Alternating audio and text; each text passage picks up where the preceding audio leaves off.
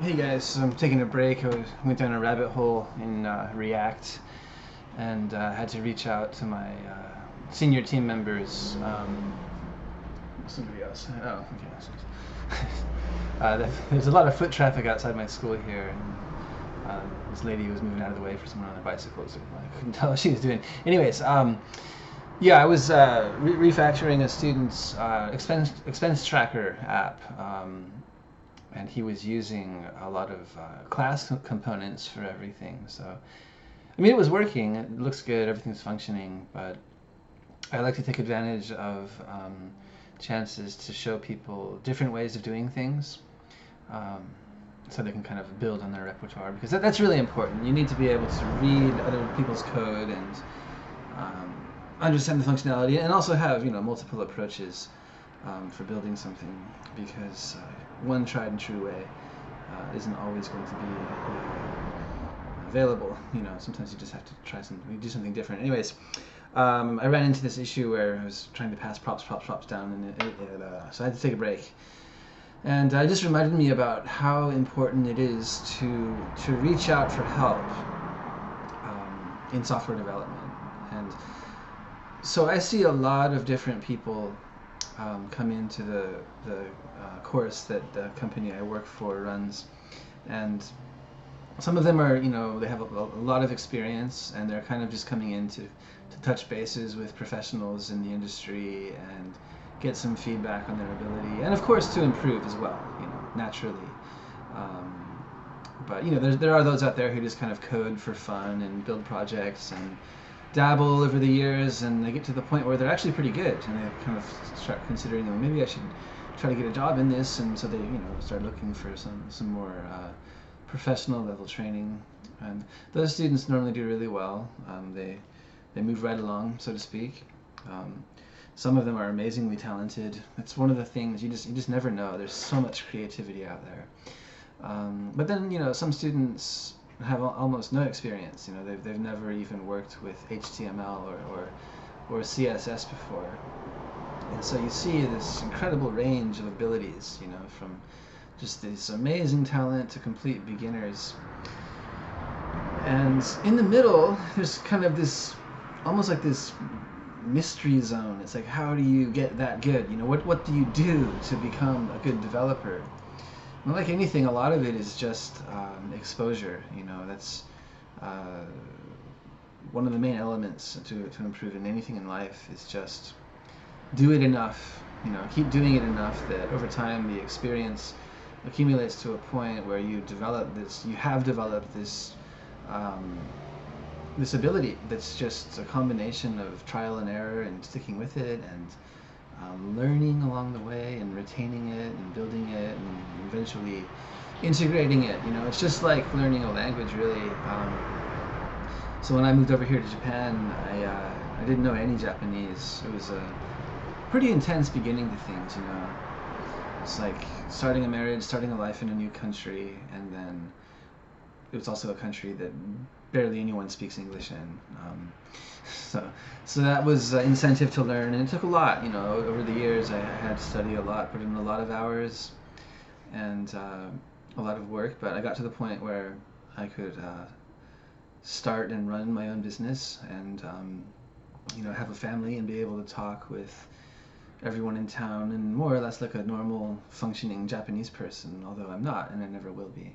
So it also takes that level of commitment, I think. If you really want to be a good developer, you have to work at it hard enough and long enough that you can actually function and do it professionally, and that's hard.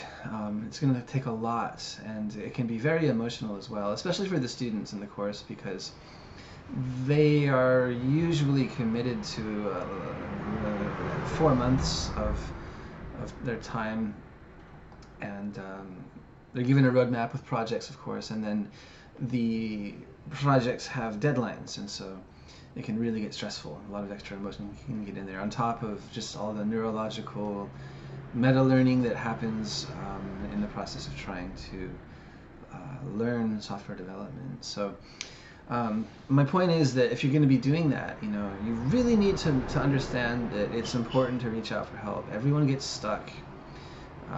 even on simple things. Sometimes it's just something as simple as a spelling error. You know, like if you're calling the length of an array, or you need the last two letters are HT instead of TH, so it's like linked. That happens a lot, and it's what one really like a kind of important part of reaching out for help is that it teaches you how to communicate your problems and how to explain what's happening and how to kind of objectify things, which is also a really helpful skill, because as a developer you need to be able to communicate. You need to be able to understand what's happening. You need to be able to relay the nature of problems to people in a way that's concise and useful. You know, you can't just be like, it's broken, I don't know, it doesn't work, can you look at it? Maybe in the beginning that's okay, but the process of problem solving is inherent to software development, and you need to be able to understand at what point does the app stop working, where in the code is something going wrong, you know, and being able to explain that to people is really helpful. And it's not about like, oh, I'm such a terrible developer, why am I doing this, I'm never going to be good at this, blah blah blah, woe is me. It's really about, hey guys, I can't figure out what's going on, I've tried this and this, could someone take a look and maybe point me in the right direction? A lot of times, without even knowing it, you'll kind of cross the limit of your cognitive resources, and you think you're doing just fine. You know, I've been going for 3 hours now. I'm gonna get this, but actually, your how can I say, the quality of your cognition, the sharpness of your mind is way down the scale. You're not thinking straight, you're tired, you need a break, but you're not giving yourself a break, and so it's just making things worse. It just compounds it. It sends you into this negative feedback loop of constantly going over the same problem with no forward motion, and it just seems to get bigger and harder and scarier, you know. And I know people, I felt it myself, there are times where you feel fear in software development. It's the fear of being inadequate, or the fear of feeling stupid or looking stupid, or the fear of wasting your time. All of these things kind of come up, and that's the point where it's like, okay, write down what's happening, you know, on Slack or whatever, type it out, push the code up to GitHub, and just ask for help. You know, a lot of times, if you come back to it like an hour or two later, sometimes the answer will just show up in your head. Other times you need to wait for someone to pull your code and run through it and see what's going on. But either way, just that action of putting it out there and asking for help is a step forward, because what you're really doing is you're connecting with your problem, and you're saying, hey, I can't do this, I don't know what's going on, you know. And that's actually a really good quality.